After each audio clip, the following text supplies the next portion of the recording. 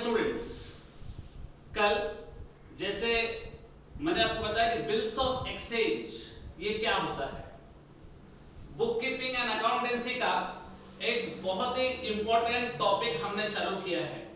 And I hope so कि कल का वीडियो आपने काफी ध्यान देकर सुना होगा, देखा होगा और समझा होगा कि ये बिल्स ऑफ एक्सचेंज क्या होता है। It was just an introduction to bills of exchange. कल के वीडियो में मेरा मेन मकसद सिर्फ इतना ही था कि मैं बिल्स ऑफ एक्सचेंज क्या होता है ये आपको बताऊं। आज हम लोग उसके एक स्टेप ऊपर जाएंगे और आज हम लोग बिल्स ऑफ एक्सचेंज के बारे में और कुछ बातें जानने की कोशिश करेंगे। तो सबसे पहले कल का थोड़ा हम रिवाइज कर लेते हैं कि बिल्स ऑफ एक्सचेंज क्या है। बिल्स ऑफ एक्सचेंज एक डॉक्यूमेंट है, एक इंस्ट्रूमेंट है जो कि सेलर बनाता है और ये जो बायर है वो बायर उस डॉक्यूमेंट पर एक्सेप्टेड ये लिखकर अपना सिग्नेचर करता है।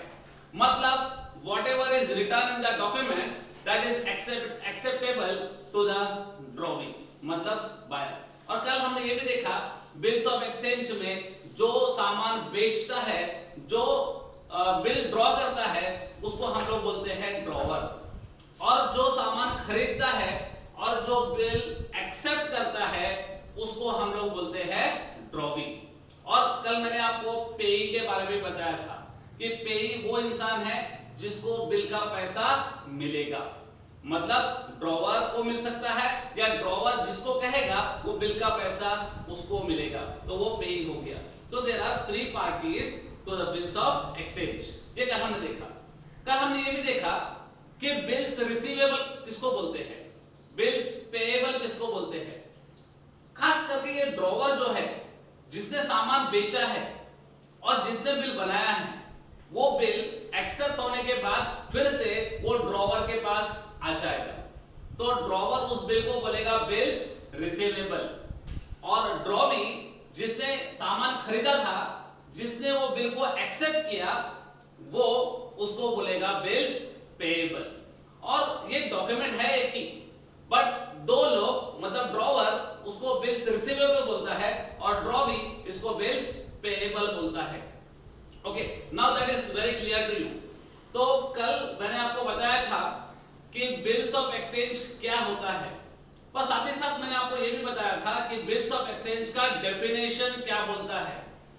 बुक में जो डेफिनेशन दिया हुआ है, टेक्स्ट बुक में जो डेफिनेशन दिया हुआ है, उस डेफिनेशन के हिसाब से बुक कीपिंग क्या है, या आज हम लोग डेफिनेशन के थ्रू पढ़ने जा रहे हैं।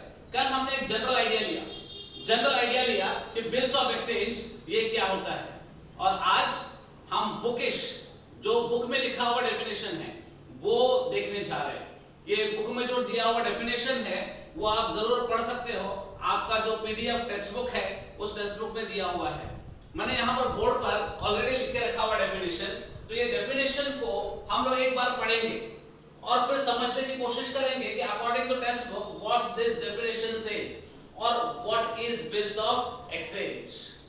सो negotiable instrument act 1881, okay, note it down. It is negotiable instrument act 1881।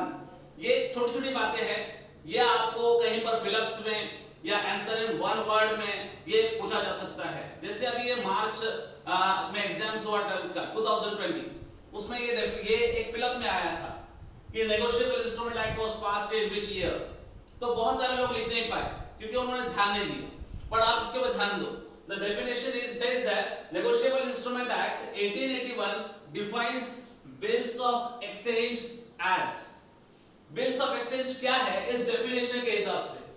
सबसे पहले a bill of exchange is an instrument in writing containing an unconditional order signed by the maker directing a certain person to pay a certain sum of money only to or to the order of a certain person or bearer of the instrument. Okay, ये definition आपने सुना, I hope कि थोड़ा बहुत आपको समझा होगा इस डेफिनेशन से, बट डेफिनेशन को एक्सप्लेन करना जरूरी है। इस डेफिनेशन में क्या लिखा गया है इसको वर्ड बाय वर्ड और sentence by sentence I explain you. सबसे पहले, a bill of exchange is an instrument in writing. Definition कहता है कि बिल्स ऑफ एक्सचेंज जो है ये इंस्ट्रूमेंट है, डॉक्यूमेंट है जो लिखित रूप में होना चाहिए। वर्बल, सिर्फ बोलकर दो पार्टीज के बीच में कुछ अगर कॉन्ट्रैक्ट होता है तो वैलिड नहीं है, मतलब इसका लिखा होना जरूरी है। This document definitely it should be in writing. So bills of exchange is an instrument in writing, ये इसका फर्स्ट फीचर भी है। ये डेफिनेशन के साथ साथ बिल्स ऑफ एक्सचेंज के फीचर्स भी हम लोग देखेंगे। The first feature what it says that bills of exchange is an instrument in writing. Now what it again says, containing an unconditional order, मतलब ये बिल्स ऑफ एक्सचेंज में जो लिखा है कि ये जो ड्रॉवर ने बिल ड्रॉ किया है ड्रॉवी पर और उसे कहा है कि इतने इतने पैसे आपको देने हैं, तो उसके अंदर कोई कंडीशन नहीं होना चाहिए। It should be clearly mention कि आप ड्रॉवी इतने इतने पैसे इतने इतने टाइम के बाद में ड्रॉवर को देगा। कंडीशन अप्लाइड नहीं होगा, मतलब जैसे कुछ कंडीशन रखे ये ऐसी चीज होगी तो ही पैसे दूंगा वरना पैसे नहीं दूंगा, ऐसा कोई कंडीशन नहीं होना चाहिए। It should be very clear, it should not contain any condition. So it is said that containing an unconditional order signed by the maker. Now the third feature of this definition, it says that it should be signed by the maker. Signed by the maker मतलब क्या? अभी कल जो मैंने आपको बताया उसके अंदर ये मेकर कौन है, बिल्स ऑफ एक्सचेंज बनाने वाला कौन है, ये बेचने वाला बनाता है या खरीदने वाला बनाता है? डेफिनेटली ये बेचने वाला बनाता है, मतलब ये ड्रॉवर बनाता है। और डेफिनेशन बोलता है कि it should be signed by the maker, मतलब it should be signed by the drawer. What it means, maker मतलब यहां पर कौन? ड्रॉवर। ड्रॉवर पहले उसके ऊपर साइन करेगा और फिर अभी यहां पर तीन फीचर्स हो गए। सबसे पहला फीचर हमने देखा कि वो राइटिंग में होना चाहिए, दूसरा फीचर देखा कि वो अनकंडीशनल होना चाहिए, कोई कंडीशन लिखा हुआ नहीं होना चाहिए बिल्स ऑफ एक्सचेंज में, it should B unconditional. Third feature हमने देखा साइंड बाय द मेकर, जो बनाता है, जिसने बिल ड्रॉ किया है, जो ड्रॉवर है उसका सिग्नेचर होना चाहिए। And then directing a certain person to pay a certain sum of money, मतलब उस बिल्स ऑफ एक्सचेंज में क्लियरली लिखा होना चाहिए कि ये ड्रॉवी का नाम क्या है, कौन पैसे देने वाला है, पैसे देने वाली पार्टी कौन है, मतलब ड्रॉवी कौन है, उसका पर्टिकुलर नाम लिखा होना चाहिए। वी कांट राइट डाउन कि someone will pay the amount of the bill, ये someone मतलब यहाँ पर कोई एक सर्टेन पर्सन नहीं होता है, तो ये वर्ड बिल्स ऑफ एक्सचेंज में नहीं आना चाहिए। बिल्स ऑफ एक्सचेंज में डायरेक्टली नाम होना चाहिए, जिसके ऊपर ये बिल ड्रॉ किया गया है, जो ड्रॉवी है उसका नाम होना चाहिए। तो इसका एक और फीचर आ गया, फोर्थ फीचर आ गया कि वहां पर बिल्स ऑफ एक्सचेंज के अंदर उस ड्रॉवी का नाम लिखा होना चाहिए। नाम क्या? नाम के साथ में उसका पूरा एड्रेस भी लिखा होना चाहिए। Directing a certain person to pay a certain sum of money only to, अब यहां पर एक फीचर और है, certain sum of money. Okay, मतलब ड्रॉवी का नाम तो लिखा होना चाहिए, पर साथ ही साथ ये भी लिखा होना चाहिए कि कितने पैसे देने हैं, उस बिल का अमाउंट कितना है, उस बिल में अमाउंट लिखा होना जरूरी है। उस बिल में अमाउंट जो है वर्ड्स में और फिगर्स में दोनों में लिखा होना जरूरी है। बिल्स ऑफ एक्सचेंज का वो एक और फीचर है। तो एक सर्टेन पर्सन भी चाहिए और एक सर्टेन सम ऑफ मनी भी चाहिए, और to the order of a certain person. अगर ड्रॉवर चाहता है कि ये बिल का पैसा किसी थर्ड पार्टी को मिले, मतलब वो पेई, कल बताया था मैंने आपको, पेई भी एक पार्टी होता है, तो यहां पर वो मेंशन है to the order of a certain person. अगर ड्रॉवर चाहता है कि किसी और को पैसे दिए जाए तो उसका नाम भी वहां पर लिखा होना चाहिए, और बियरर ऑफ द इंस्ट्रूमेंट। और बियरर ऑफ द इंस्ट्रूमेंट का मतलब कि जिसके हाथ में वो डॉक्यूमेंट होगा, जिसके हाथ में वो इंस्ट्रूमेंट होगा, वो ड्रॉवी के पास लेके जाएगा और ड्रॉवी को उसको पेमेंट करना पड़ेगा। मतलब ड्रॉवी जो है इनफैक्ट लास्ट में पेमेंट करने वाली पार्टी वही है। Drawee will only pay the amount of the bill, but drawee will pay the amount of the bill to whom? या तो पेई जो जिसके अंदर नाम लिखा हुआ है, बिल्स ऑफ एक्सचेंज में जो नाम लिखा हुआ है कि इसको पे करो, वो पेई को देगा, या फिर जो भी ये बिल लेके जाएगा। मतलब it clearly indicates that this instrument, this document is exchangeable.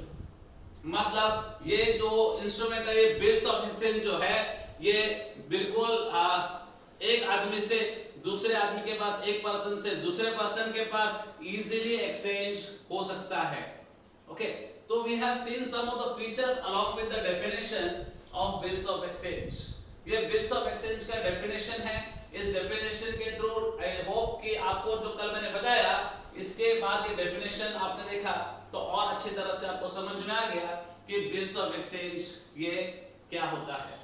Okay, now ये बिल्स ऑफ एक्सचेंज में जो पार्टीज है, वो पार्टीज के बारे में भी मैंने आपको बताया। बिल्स ऑफ एक्सचेंज में ड्यू डेट क्या होता है, कल थोड़ा सा मैंने ड्यू डेट के बारे में बताया था। आज थोड़ा सा मैं उसको और थोड़ा डेप्थ में जाकर ड्यू डेट के बारे में बताऊंगा कि ड्यू डेट क्या होता है।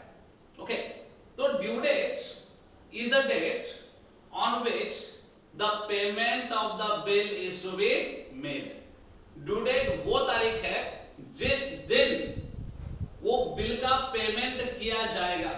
और वो कैसे निकालते हैं, वो कैसे आपको कैलकुलेट करना है, that we are going to see now. See how to calculate a due date. Bills of exchange में ड्यू डेट कैसे निकालते हैं, इसके बारे में अभी हम लोग देखने वाले हैं। For example, I will take the bill is been drawn. The bill is been drawn on 10th of January, say 2020. Okay, bill ये बनाया गया है, ड्रॉवर ने ये बिल बनाया है। कब बनाया है? 10th January 2020। एंड सपोज वो बिल एक्सेप्ट भी उसी दिन हो गया है। ओके, तो ये बिल का डेट आ गया है 10th January 2020 and the period is से 3 months। बिल का पीरियड है 3 months, मतलब ये बिल का पेमेंट कितने महीने के बाद होने वाला है? 3 months के बाद होने वाला है। तो अब ये हमको ड्यू डेट कैलकुलेट करना है। ड्यू डेट मतलब वो दिन जिस दिन पेमेंट होने वाला है, ड्रॉवी ये पेमेंट करेगा। तो कैसे निकालने का है? 10th January. Now after January you have to calculate 3 months first। Okay, तो जनवरी 10th के बाद 3 महीना हम लोग कैलकुलेट करेंगे। तो जनवरी के बाद कौन सा महीना आता है? फरवरी, मार्च, अप्रैल। ओके, तो मतलब 10 अप्रैल को 10th April 2020 3 months are going to end। 3 महीना ये खत्म हो जाएगा 10 अप्रैल को। बट ड्यू डेट ये 10th अप्रैल नहीं होगा। This 10th April will be nominal due date। 10th April will be nominal due date। Nominal due date पे पेमेंट नहीं किया जाएगा। Okay, it is not a due date, it is a nominal due due date, क्योंकि जो period उसको दिया गया है 3 मंथ्स वो खत्म हो रहा है कभी 10th अप्रैल को। But what the rule says, negotiable instrument act 1881 says that कि drawee should get 3 extra days to make the payment of the bill. ये बिल का पैसा देने के लिए ड्रॉवी को 3 दिन एक्स्ट्रा मिलना चाहिए, ये रूल बोलता है। ओके, और इस हिसाब से इस 10th अप्रैल में 3 दिन 3 डेज वी विल ऐड। अगर ये 3 डेज हम लोग ऐड करते हैं तो ये हो जाता है 13th अप्रैल 2020। आप देख रहे हैं यहां पर जो ड्यू डेट कैलकुलेट कर रहा हूं मैं, ड्यू डेट कैसे कैलकुलेट किया है मैंने, 10th जनवरी ये इसका डेट था बिल का। अब इसके अंदर 3 मंथ्स का पीरियड मिला था उसको, ग्रेस का इसका पीरियड है बिल का, तो 3 मंथ्स पहले मैंने ऐड किए। जनवरी के बाद 3 महीना, जनवरी को काउंट नहीं करना है। बहुत सारे लोग क्या करते हैं गलती, जनवरी को भी काउंट कर लेते हैं, तो वो ड्यू डेट रॉन्ग निकालेंगे, वो ड्यू डेट गलत होगा। तो जनवरी के बाद फरवरी, मार्च, अप्रैल, इस तरह से 3 महीने आगे जाना है हमको। वो 3 महीने आगे जाने के बाद डेट क्या आता है 10th April 2020। But the rule says that it is not a due date, it is just a nominal due date. Nominal due date के दिन ड्रॉवी पेमेंट नहीं करेगा। According to the rule, he should get 3 extra days. And these 3 extra days, ये जो 3 extra दिन हैं जो drawee को मिले हैं उसको हम लोग बोलते हैं ग्रेस डेज। Grace days. देखो अभी छोटी छोटी बातें हैं, ये आपके ऑब्जेक्टिव्स के लिए काम आएंगी। ये आपको कहीं पर फिलअप्स, कहीं पर answer in one word, true और फॉल्स, ऐसे यहाँ पर ये काम आएगा। What are extra days, answer in one sentence में आ सकता है। ओके, तो 3 extra days given to the drawee to make the payment of the bill is called as dash। ये फिलअप में भी आ सकता है। तो हर बिल्स ऑफ एक्सचेंज में, हर बिल में ड्रॉवी को 3 दिन एक्स्ट्रा दिया जाएगा। उस 3 एक्स्ट्रा डेज को हम लोग बोलेंगे ग्रेस डेज। और ग्रेस डेज ऐड करने के बाद जो भी डेट आती है that will be final due date। So I will write here that it is due date, due date। Okay, तो ये आपको अभी समझ गया कि ड्यू डेट कैसे कैलकुलेट करते हैं। One example I have given you. Okay, तो आई होप सो कि आपने एग्जांपल समझा। अगर समझ में आ गया आपको तो हम एक काम करते हैं, दूसरा कोई डेट लेके देखते हैं अभी कि ड्यू डेट कैसे कैलकुलेट करेंगे। Okay, so I will change this now. Instead of 10th January, let's take some other date।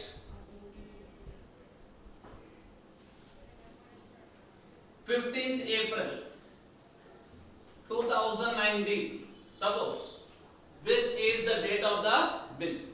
अब बिल का डेट जो है वो क्या है 15th April 2019, और इसका पीरियड जो है ये भी चेंज कर देता हूं मैं। Now the period is 2 months। अब 3 मंथ्स के बदले में मैंने यहाँ पर क्या ले लिया है 2 मंथ्स। अभी कैसे कैलकुलेट करेंगे, चलो आप खुद भी अपना कैलकुलेशन चालू रखो और देखो कि क्या आप डेट निकाल सकते हो। Date of the bill is 15th April. इसके आगे आपको कितने महीने जाने हैं 2 मंथ्स। अप्रैल के बाद में मई, जून।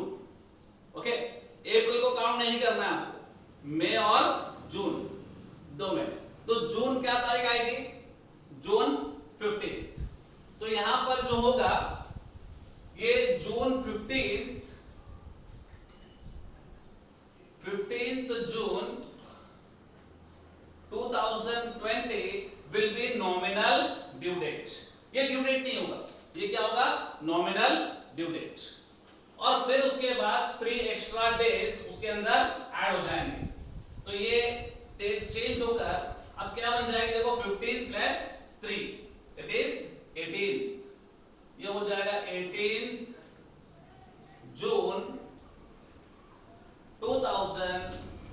2019। ओके, तो अब ड्यू डेट आ गया है 18 जून 2019।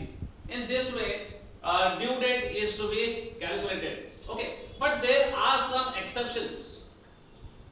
कभी कभी ऐसा कुछ होता है कि वो ड्यू डेट्स नहीं हो सकते। For example, now I take one more example. अभी हम लोग लेते हैं 15 अप्रैल के बदले में हम लोग यहां पर लेंगे 12 फरवरी।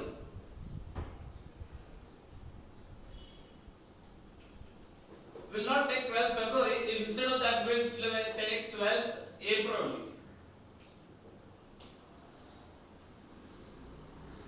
2019.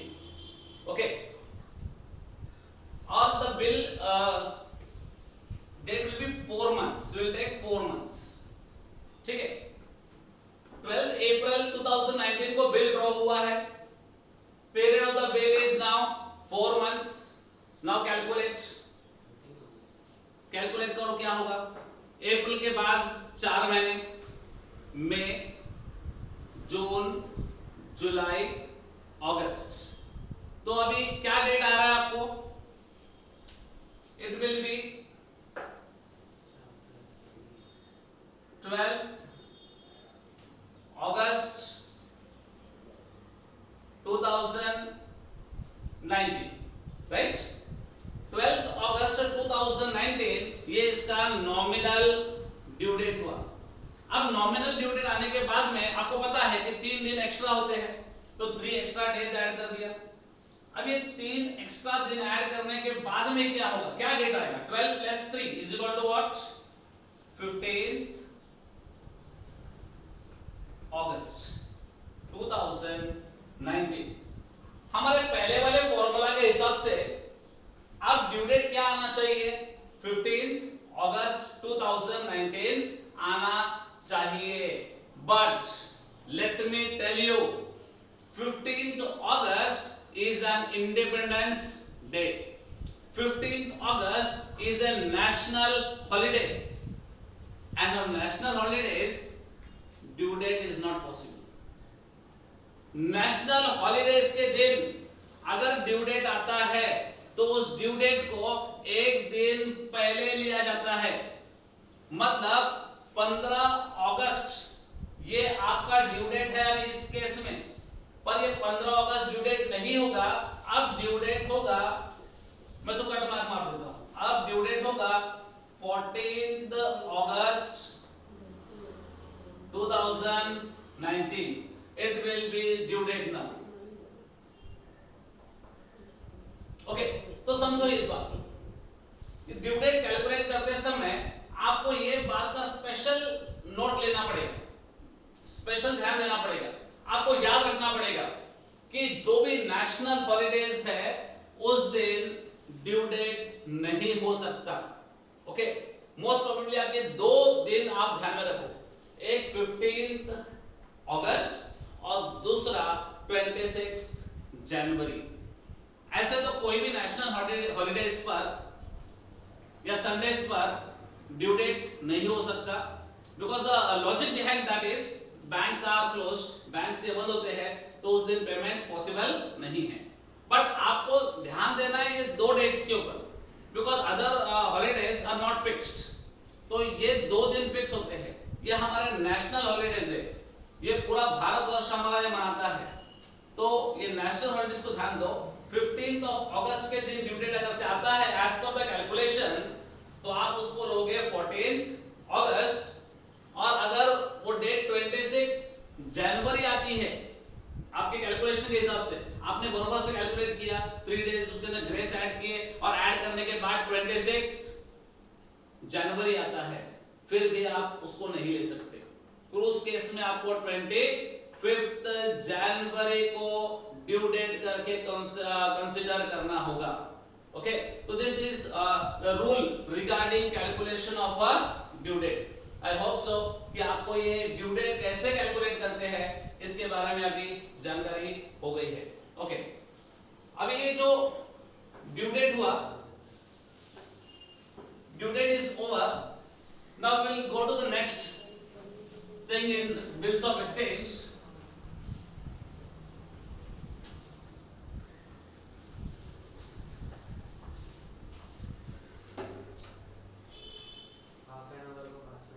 Okay, the time is running out, so directly I will not shift on to the next topic. Just I will revise that whatever we have done today, क्योंकि as per the time uploading का time बहुत ज़्यादा होता है, अगर से हम लोग वीडियो बड़ा बनाते हैं तो that's why we will be ending up our lecture for today here. तो आज हम लोगों ने जो सीखा उसको मैं एक बार फिर से रिवाइज करवा देता हूँ. बिल्स ऑफ एक्सचेंज क्या है ये आपने अच्छी तरह से कल ही समझ लिया था. आज मेन आपने उसका डेफिनेशन देखा. एंड डू वन थिंग, आप लोग ये डेफिनेशन अपने बुक में लिख लो, write it down on your register by heart this definition, क्योंकि इस डेफिनेशन के अंदर ही आपके सारे फीचर्स है. बिल्स ऑफ एक्सचेंज क्या है कैसे नहीं, ये सब डेफिनेशन के अंदर हमने आज देख लिया.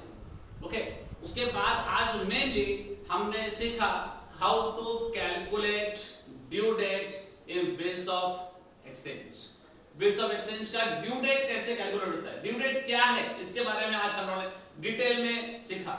और कैसे फाइंड आउट होता है ड्यू डेट, इसके बारे में हमने सीखा. नॉमिनल ड्यू डेट क्या है, ग्रेस डेज क्या है, और देन फाइनली ड्यू डेट क्या है, इसके बारे में हमने सीखा. तो ये थोड़ा सा आप अपना खुद का एग्जांपल्स भी ले सकते हो, अपना एक खुद का डेट भी ले सकते हो और खुद ही मंथ्स डिसाइड कर सकते हो, and then you can calculate your due date. Of course whatever your doubts and all are there, आपके जो भी डाउट्स आएंगे डेफिनेटली अगर आप ध्यान से सुन रहे हो और आप ये लेक्चर्स बिल्कुल ध्यान से अटेंड कर रहे हो तो आपको डाउट्स जरूर होंगे. तो ये डाउट्स का सेशन कैसे होगा, कब लेना है, कैसे करना है, that I will inform you later in the next video, और उसी हिसाब से हम अपने डाउट्स भी सॉल्व करते चलेंगे. सो स्टूडेंट्स, ये वेकेशन का टाइम आपको जो मिला है, डोंट वेस्ट दिस टाइम. भले छोटे छोटे टॉपिक्स हम लोग अभी हैंडल कर रहे हैं, जस्ट आई एम वेटिंग, मैं वेट कर रहा हूँ कि सभी लोग मुझसे पहला जुड़ जाए, क्योंकि जैसे भी मुझे मैसेजेस मिल रहे हैं तो many students are getting this news now कि मैं ऑनलाइन हूँ या YouTube पे मेरे लेक्चर्स चालू हो चुके हैं, तो धीरे धीरे वो भी ज्वाइन करेंगे and will continue with this topic. So I hope today's lecture especially regarding the definition of bills of exchange and calculation of due date you might have understood very well. Okay, now just practice how to calculate due date. Take your own examples, create your own examples, and then you can calculate due date. Okay, so we'll meet in the next lecture. And next lecture, let me tell you, it will be a very important lecture, because in this lecture we are going to see the different treatments of bills of exchange. ये bills of exchange का सबसे important part है. ways to treat the bill, or we can say treatment of bill of exchange. ये अगर आपको अच्छी तरह से इसका theory समझ में आ गई, so while doing practical problems it will be very easy for you. Okay, आपको वो आसान जाएगा. So I hope you all will attend my next lecture also. So okay, till then, goodbye, have a nice day, bye.